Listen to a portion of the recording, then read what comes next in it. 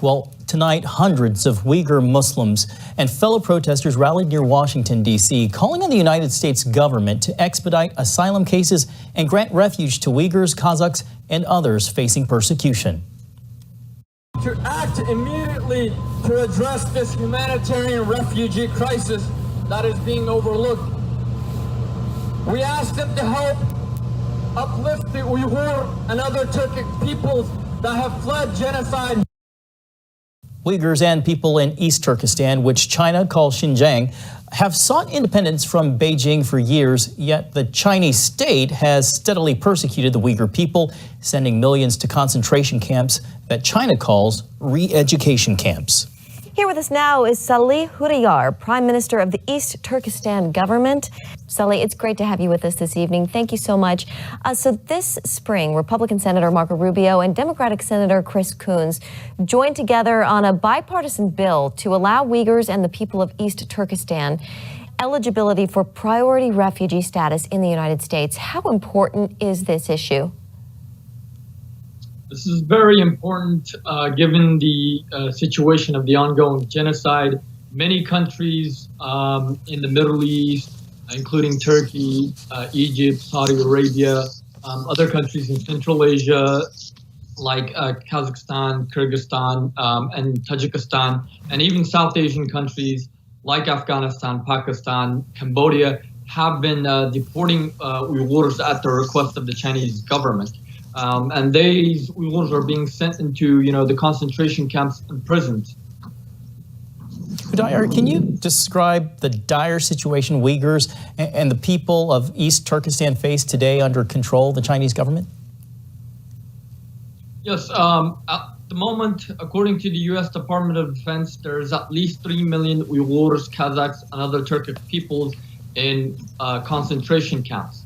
You have millions more in prisons. Outside of the camps, people are being subject to forced labor in the hundreds of thousands. You have over 850,000 children who have been forcibly separated from their families and sent to state-run boarding schools to be educated as loyal Chinese citizens. You have systematic rape of Uyghur and other Turkic women, forced marriages, and you have, the mass organ harvesting of Uyghurs and other Turkic peoples as a result of the mass DNA, biometric, and other collection by the Chinese government.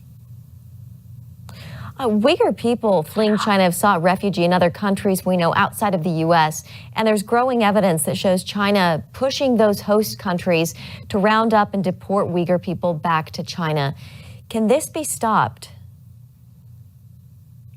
There is going to be a lot of pressure there needs to be a lot of pressure by, the United States and other democratic nations in the international community to stop this.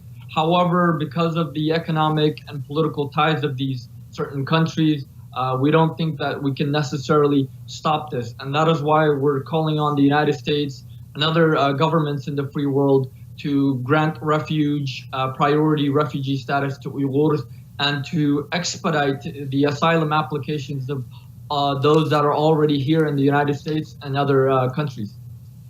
In addition to asylum, Salih, what role does the International Criminal Court play, even though China has refused to join the ICC?